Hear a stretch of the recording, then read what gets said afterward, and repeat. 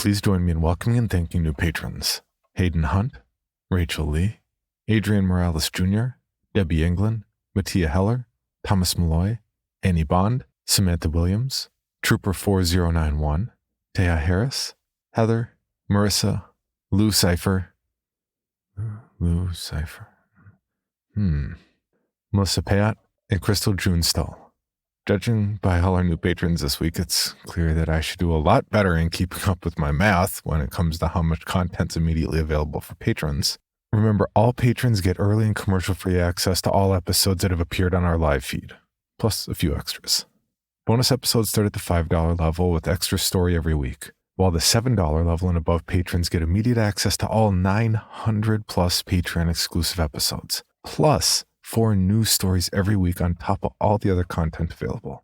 To see how you can support the podcast and get rewarded, please check out our donation tiers at patreon.com/creepypod.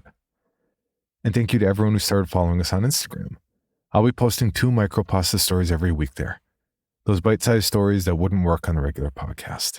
2 minutes or less, and all for free. Just follow @creepypod on Instagram. No.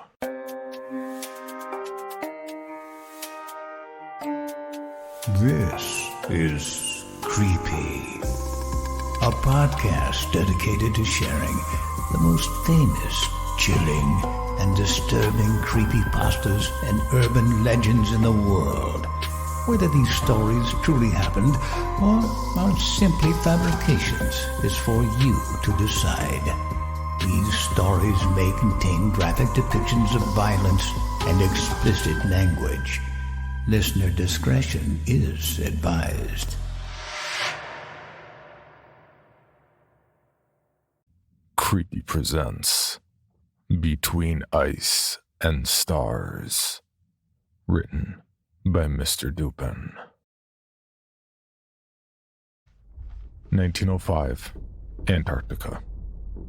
The hull of the ship moaned and groaned under the strain of its frozen enclave. HMS Stargazer and its crew had initially set out into the deep unknown to map uncharted territories, but winter descended quickly upon them and they found themselves trapped between stars and ice for months. Supplies were running thin, and the captain of the ship, a tall, clean-shaven gentleman by the name of Gerald Northington, had assembled groups of hunters to venture out in search of seal meat. The most recent hunting expedition had yet to return, and Northington was pacing anxiously up and down his quarters. A knock on the door. His first mate, William Ward, called him. He was a gruff man with a strong jawline, harsh mutton chops and dark eyes, and the hard-boiled personality to match his rough looks. "Sir, the hunting party's returned. John Hopkins is dead. The rest are in the bridge of the ship." The 2 men made their way up to the bridge, where they were greeted by the shivering and mumbling hunting party. The most resolute of the group stood up and took it upon himself to report the happenings of the tragic excursion. "We spotted a seal on the other side of the big frozen lake, the one near the ship. We tracked it down and we decided to split in order to flank it. We managed to ambush and wound the seal, but John was nowhere to be found. We searched for him across the northern coast of the lake, and we eventually found him near the opening of a cavern." The sailor took a moment to regain his composure. It was too late. He was already stiff, clutching in his hands this damnable statue. We did the decent thing and carried him to this ship so he can rest under British sails. He's now in Dr. Edgar's office, getting an autopsy, William, the first mate, interjected. "All right, gentlemen. My condolences.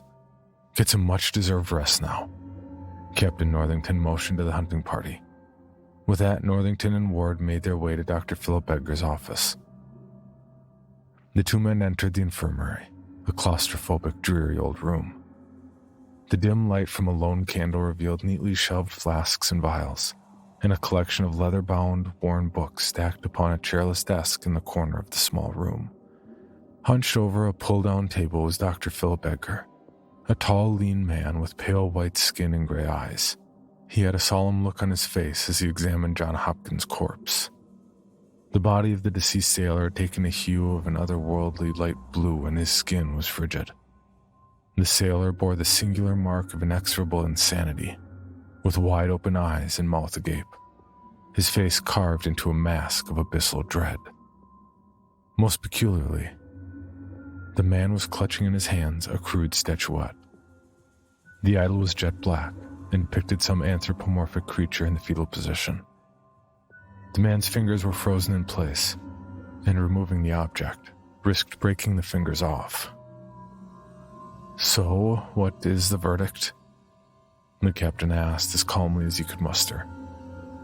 "He died from a heart attack. Extreme shock and exertion, I imagine. No signs of ill health or struggle." The captain nodded gravely. "Put him in the storage bay, and we will bury him first thing in the morning." That night, a hazy mist of unrest fell upon the stranded ship. The creaking of the hull, the scattering footsteps, echoes of whispers, and the death of one of their own loomed tall over the crew. Sleep did not come easy. And when it came, it was restless and riddled with nightmares of empty skies and bottomless seas. The sunless morning found HMS Stargazer and its men in a bleak state, feet dragging across the floor and faces stooped low and haggardly. The crew gathered in their dining area for a miserable breakfast of dry bread and olive paste. Then they went on their usual business of general ship upkeep. Captain Northington watched over them as the crew pressed on, the plague of their situation weighing heavy on their slouched shoulders. They were all his responsibility, and he had vowed to return each and every one of them safe to their homes. Last night he had come to grips with the crushing realization this was a failing endeavor. With heavy heart, he ordered 2 crew members and Dr. Edgar to go fetch the body of John Hopkins. He was to be buried with the honor and dignity this God-forsaken land allowed, in a shallow grave of snow and ice. Northington and the remaining crew had gathered outside, waiting in sepulchral silence to pull one of their own under. The minutes passed excruciatingly slow. The crew were throwing sideways glances at each other, growing increasingly uneasy and agitated. Then Dr. Edgar appeared above deck and made his way to the gathering. With trembling feet, he moved up to his captain, leaned in, and whispered something in a frail tone. The rest of the crew watched as the captain's face morphed into a grimace of confusion. "Show me," he ordered the doctor. The 2 men left the group and made their way to the storage bay, where John's body rested. The door was open, and the 2 men sent alongside Dr. Edgar were stood at either side of the doorframe. "Sir, this is how we found it," one of them uttered, feeble and pale. The captain entered the storage bay and was greeted by the image that shook his men. The bay was in a state of disarray. Crates were broken, sacks were cut open. Barrels were flung around the room, and the floor was riddled with stray apples, potatoes, and an assortment of vegetables, fruits, and meat. Most distressingly, John's body had vanished. After a fruitless search for the body, the crew retreated below deck as nighttime rolled in. Haunted by the mystery of the missing corpse, the sailors laid sleepless on their swinging hammocks, with eyes darting around and peering into the impenetrable darkness. Dr. Edgar, in his cabin, was sitting up on his bed.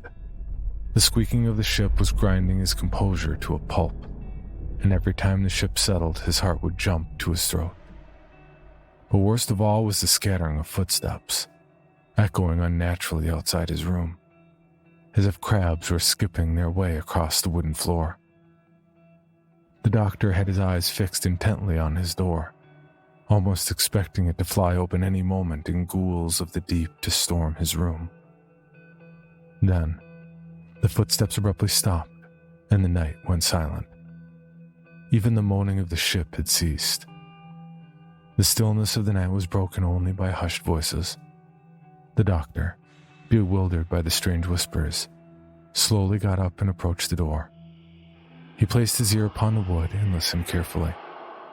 Harsh voices speaking in alien and arcane tongues filled his ears.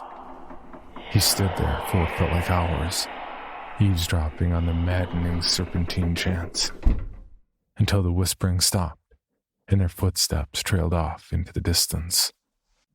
Edgar, either by devilish curiosity or divine vigor, grabbed a lantern and opened the door. The fierce darkness outside greeted him. The doctor steeled himself and lit his lantern, the light sending flickering shadows dancing up the walls, and walked down the way he thought the figures outside his door had gone.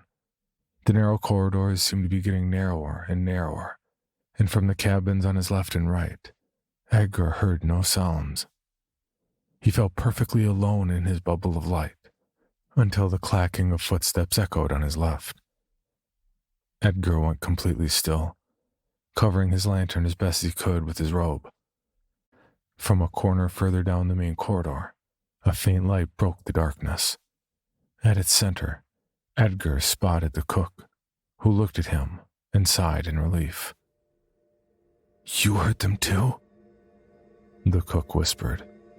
Edgar nodded. "They went this way, come!" the cook urged him on. The two men made their way down to the bowels of the ship, which creaked hoarsely under their trembling footsteps. The light of their lanterns illuminated the dark corridors, which seemed to close in on them the further down the abyss they delved. They soldiered on, side by side, their determination to put an end to this trumping their growing fear. When they reached the stairs leading down, they noticed a peculiar clue: snowy footsteps and puddles of water. The men looked at each other, and without uttering a word, descended further down.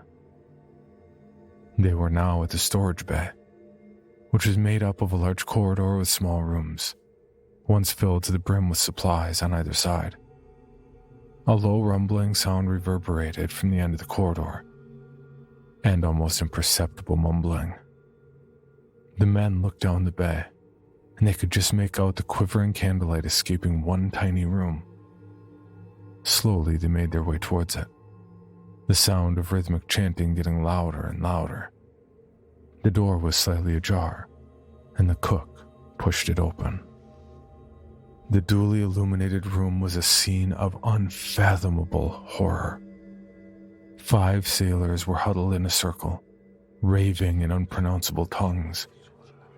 The one at the top of the circle wore a tight leather bag over his head, while the rest sported piercings of teeth across their faces. Behind them, propped up against the wall, was the corpse of John Hopkins. His skin was stretched across his face and his hair was frozen in thick patches. His eyes were wide open and his mouth was stuck in a toothless grin. On the floor were scattered symbols drawn in blood and candles that burned with an unholy light. In the middle of the ritualistic patterns was a small black statue of an anthropomorphic creature.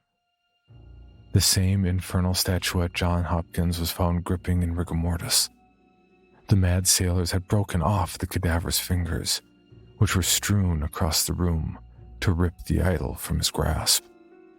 At once the sailors turned towards the 2 intruders and hissed with rabid fervor, saliva dripping on the floor. The man in the impromptu leather mask raised his arms in the air and shouted in his forbidden language. The other pack members jumped on the cook, scratching and biting in a primal assault, subduing him and dragging him down. A blood-curdling scream escaped the cook's lungs. The doctor, in a haze, turned and ran away, shouting for help. The captain was sitting at his desk, downing a glass of brandy when the shrieks broke the silence of the night. He immediately grabbed the gun sitting at his side and strode out. There, he met William Ward, his first mate.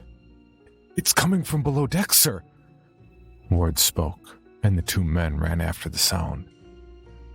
"Stay put, all of you," Ward shouted at the sailors, who were peeking out the corners trying to discern what was going on. As they were reaching the stairs of the storage bay, the doctor fell on them, his eyes wide with horror. "Compose yourself, lad. What's going on?" Captain Northington grabbed Edgar's shoulders, trying to shake him out of his daze. The doctor tried to speak, but no words came out. He could only point faintly towards the source of his terror before collapsing on the floor. The captain and his first mate stomped down the stairs, guns shining with fiery justice. Munching and crunching sounds abruptly stopped when the two men approached the candlelit room. A sailor, his clothes rugged and torn, walked out on all fours and stared at them, his eyes bright with madness, before galloping towards them with a wild screech. The captain could only stare with mouth agape at this monstrosity, but Ward found the courage to take a shot, which hit the sailor straight between the eyes. Then, the first mate moved forward, followed by the still shell-shocked captain. As they got closer, 3 other men walked out, licking their lips hungrily, blood and gore spilling from their mouths. Ward shot one of them in the torso and aimed for the next one. At the same time, the bulkiest of the sailors made a run for the captain and tackled him to the ground. Northington struggled with the beastly man who bit and clawed at him, the stench of fresh meat emanating from his mouth. Finally, Northington broke free and hit the sailor with the butt of his pistol again and again until he was hardly recognizable. At the same time, another shot echoed in the storage bay, and with a flash, the last sailor fell. The 2 men composed themselves and stared at each other with disbelief before moving to the entrance of the room from where these demons had come from.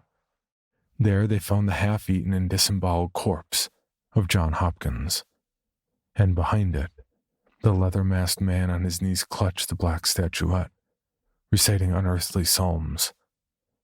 The man didn't react to the intrusion, and when a bullet was shot through his skull, he fell backwards in silence, his diabolical monologue reaching an abrupt ending. The statuette fell down hard, making a dent on the wooden floor. The 2 men stood on top of it in silence. The small item seemed to have a strange pull on their psyche. Their minds were filled with blurry images of cyclopean cities and fallen stars, of shadowy figures and unearthed tombs. Then, an image rose above the others with crystal clarity, that of a frozen cave, throbbing with antediluvian malice.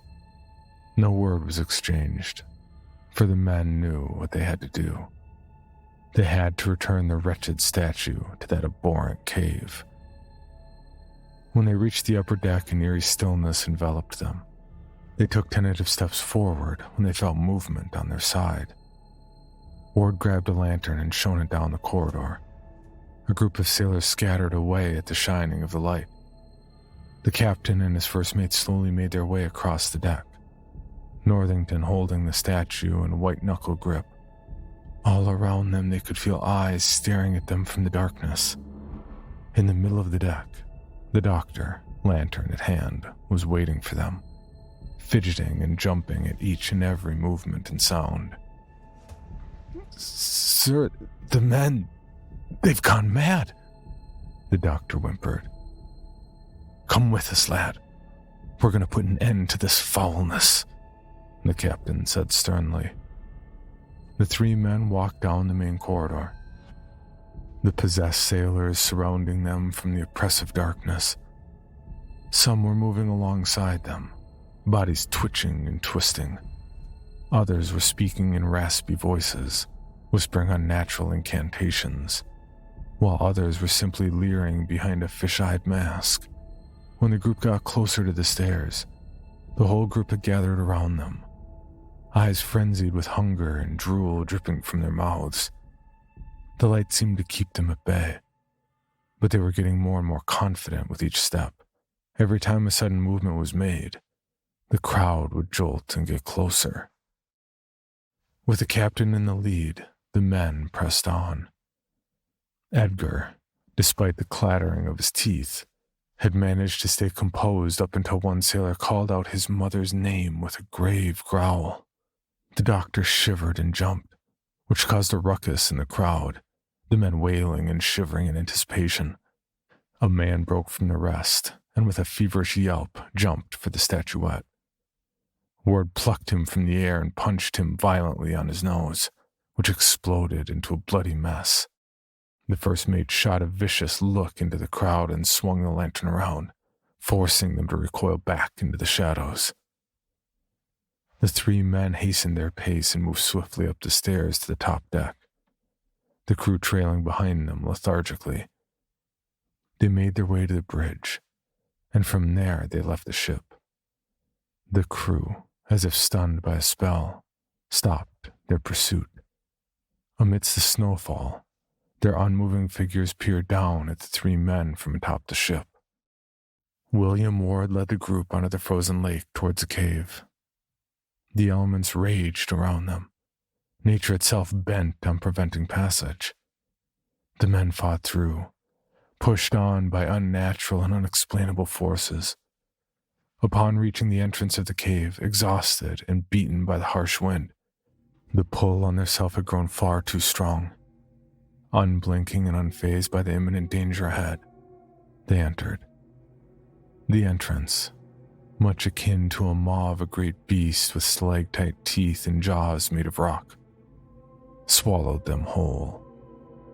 The descent into the depths of this hell was an arduous one, for the hostile terrain kept slashing and stabbing away at them.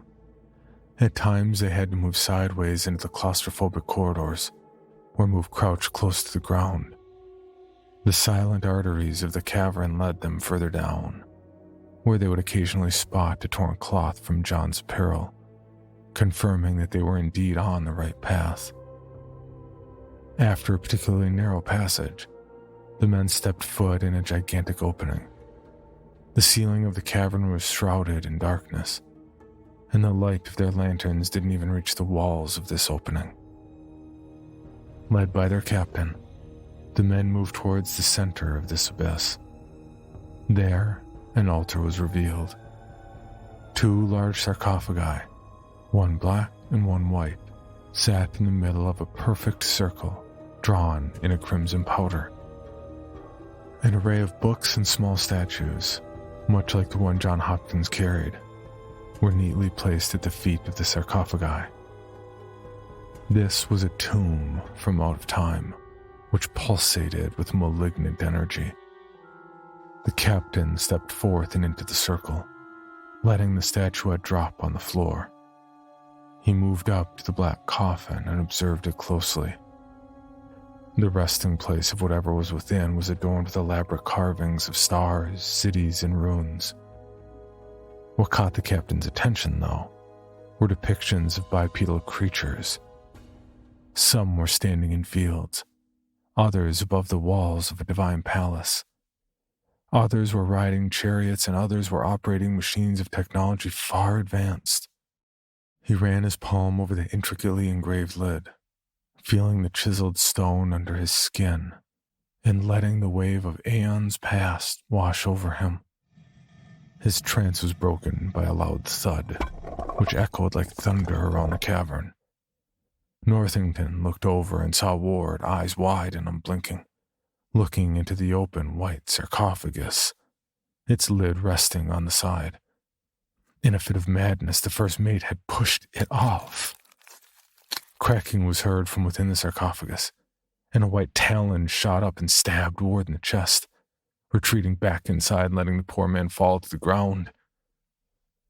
The two remaining men could only stare, drenched in dread, as a white, slim figure rose up from its resting place. The anthropomorphic bipedal creature was standing tall above the men, his head elongated and its eyes whiter than snow. It moved clankily towards the black sarcophagus, and with a swift motion, it threw the lid away. Then, it waited. A black hand with sharp claws grabbed the edge of the sarcophagus.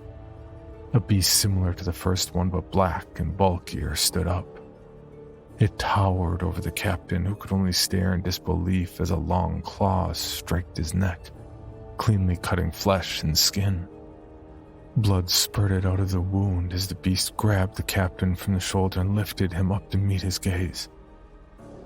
Then, it brought its face closer, its maw opening wide. A fleshy tube emerged from the creature's mouth, approaching the newly opened incision.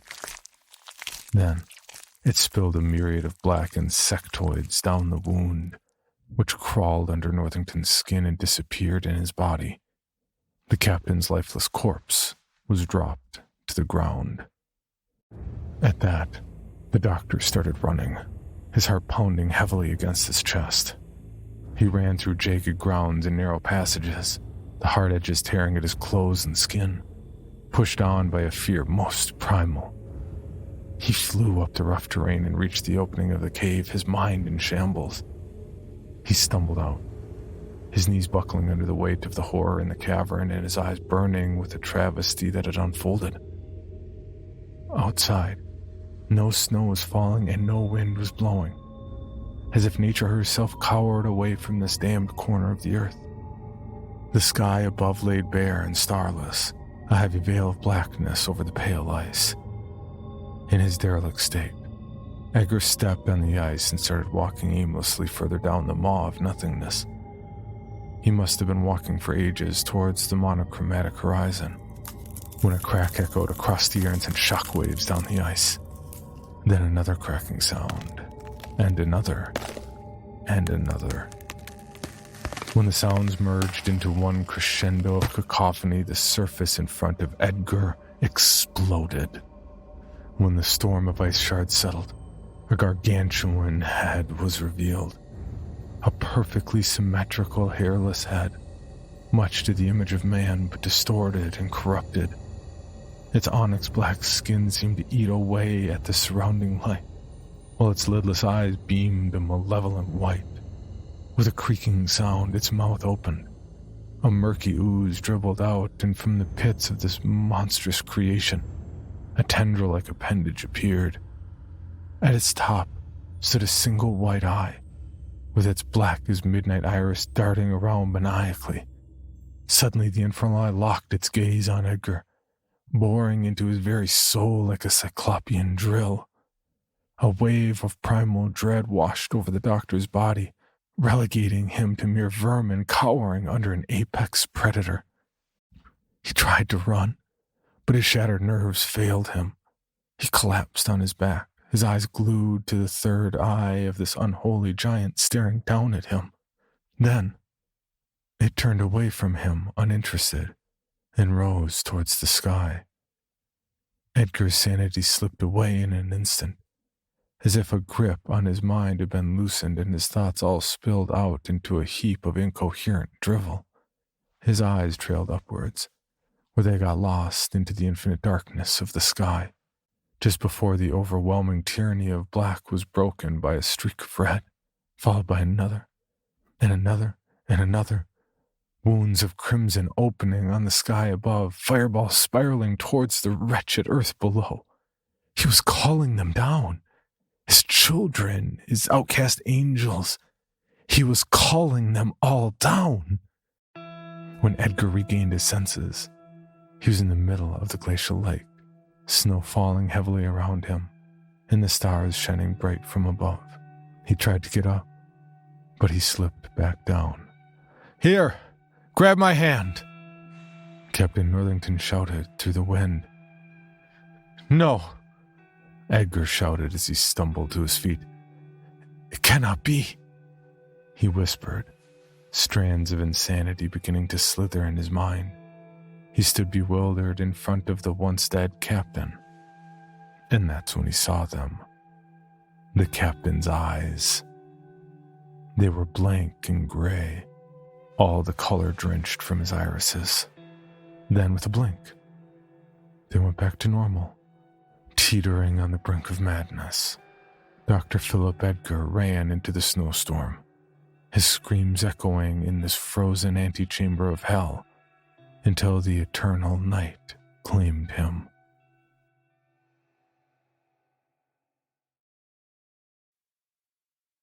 For your bonus episode, Creepy presents The Escape, written by C.M. Harrigan and narrated by J.V. Hampton Van Sant. I sit crouched in the ferns, eyes wild and unnatural. I can see clearly into the night despite the utter blackness that encompasses the forest around me. I swivel my head side to side in panic as I assure myself I'm alone. My mind is reeling with the events that just unfolded. I'm trying to piece together all that happened to me, but everything is a blur. My head aches as I desperately try to remember something that could explain what is going on. I look down at my hands. They're strange and alien, bigger than I recollect, and covered in thick hair that is caked in blood. In frustration, I attempt to curse under my breath, but all that emanates from my mouth is a deep, guttural moan.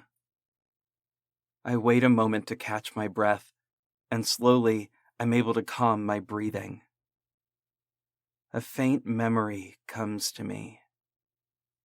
I'm sitting in an alley, slumped over myself, chin to my chest, a cheap bottle of bourbon still gripped in one hand and a burnt-out cigarette in the other.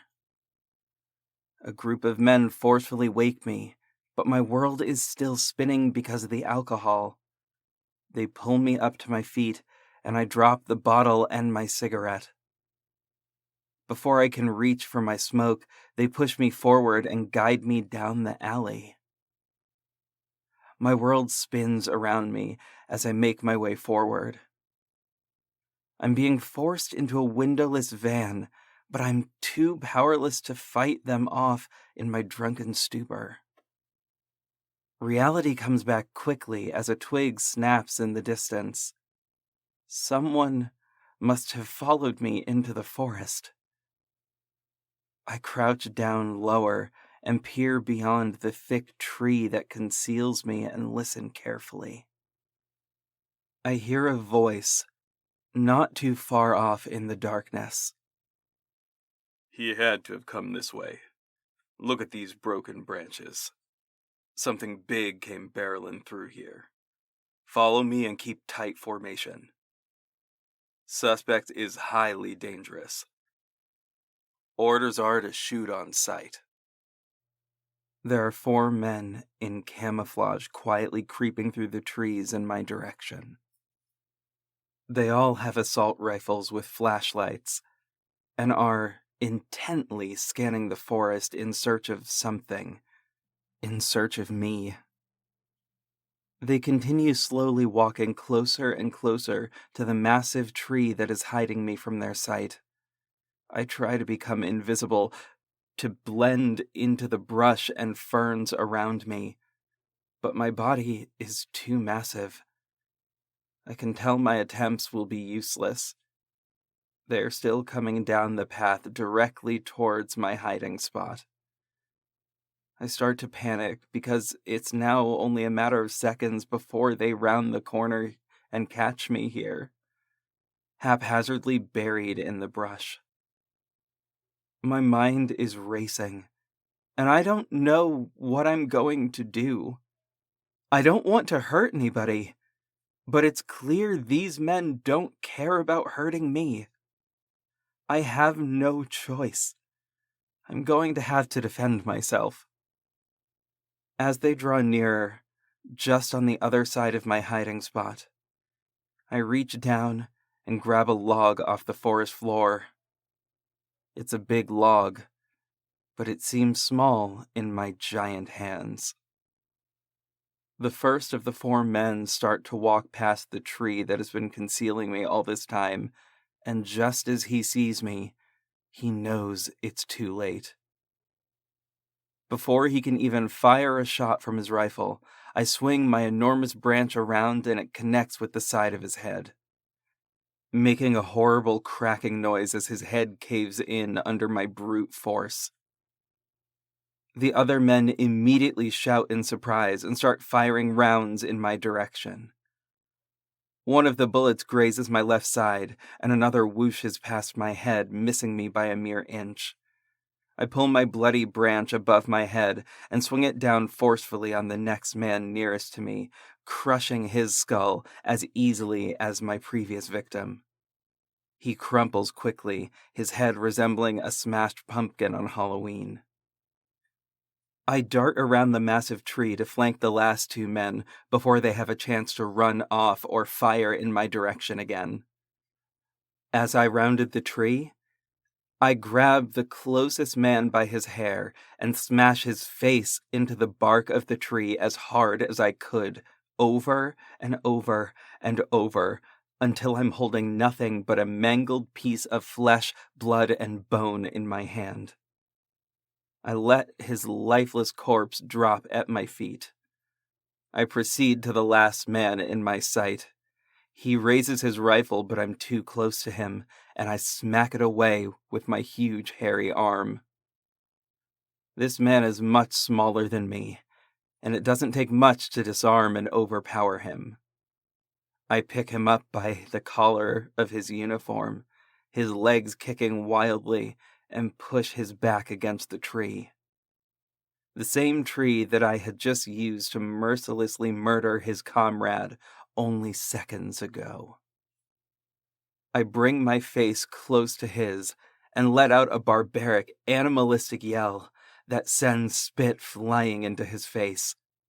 A warm liquid covers the front of the man's jeans as he pisses himself in sheer terror. I speak, but my voice is low and animal-like.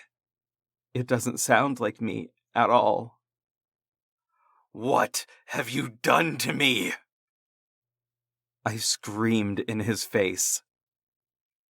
I haven't done anything to you, the man squeaked. Why am I like this? I garbled out in my unusual voice as I looked over my abnormally large, muscular, and hairy body. I pull him towards me and smash his body into the tree once again before screaming instinctively at him again. Why? He cried out in pain. Oh, you're an experiment. They've been trying to make super soldiers for the military. You were a test subject that escaped. That's all I know. I swear, I was just told to bring you back, dead or alive. At this moment, another set of memories flooded into my mind. I wake up in a white room. My hands are bound, and my mouth is gagged. There are multiple tubes running different liquids into my veins via IVs. I struggle and try to break free, but it's no use. The thick leather straps holding my arms and legs are too strong, and my attempts at escape are useless. A nurse wearing green scrubs comes in holding a syringe. She ignores my cries for help and injects a needle full of clear liquid into my IV, and I quickly drift into sleep. I wake again, struggling against my restraints. This time, a doctor in a surgical mask is standing over me, talking to another nurse. Give him 100 cc of the serum, and 20 cc of fentanyl, and make sure his restraints are secure. The nurse does as she is told. And as the second syringe is pushed into my IV, I drift away again into blissful blackness. I awake again, and I'm alone in a dimly lit room. My body feels different than normal, and I have a sudden urgency that I need to escape, to run away. I look down at my body and cannot recognize it as my own. It's huge and covered in thick hair, with muscle my slender frame didn't have before. My clothes are gone, but I don't worry about my indecency. I can only think of escaping this nightmare I'm in. I start to pull against my restraints, and they start to loosen. I continue to frantically work at them. Strength I didn't have before aids me in my escape.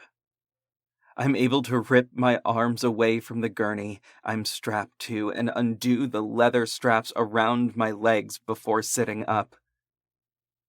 Everything is quiet.